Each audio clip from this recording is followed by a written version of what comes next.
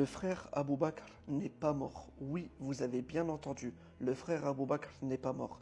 Allah subhanahu wa ta'ala nous dit dans le Coran وَلَا تَحْسَبَنَّ الَّذِينَ قُتِلُوا فِي سَبِيلِ اللَّهِ أَمْوَاتًا بَلْ أَحْيَاءٌ عِنْدَ رَبِّهِمْ يُرْزَقُونَ. Allah subhanahu wa ta'ala nous dit dans ce verset, ne pense pas que ceux qui ont été tués dans le sentier d'Allah soient morts. Au contraire, ils sont vivants auprès de leur Seigneur et bien pourvus.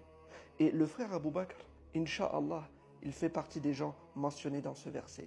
Inch'Allah, il fait partie des martyrs. Alors que notre frère Abu Bakr se rendit à la mosquée tôt le matin pour faire le ménage, en plus de ça, c'était vendredi, donc je pense que c'était pour que la mosquée soit propre, pour que les fidèles soient bien accueillis, pour que la maison d'Allah soit rayonnante. Et d'un coup, il y a un homme islamophobe qui est entré dans la mosquée et qui a fait semblant de s'intéresser à l'islam. Donc, il a posé Zama des questions à notre frère Abu Bakr.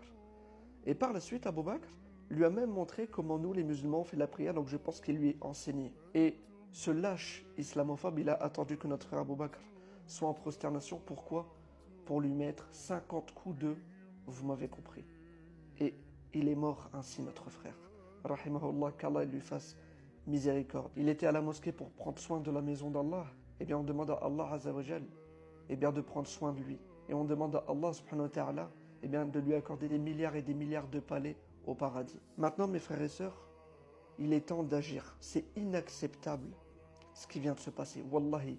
Et chaque membre de la Ummah, chaque membre de la communauté a le devoir et l'obligation d'écrire à son député pour l'alerter, le sensibiliser, l'inciter de proposer et à voter une loi contre l'islamophobie.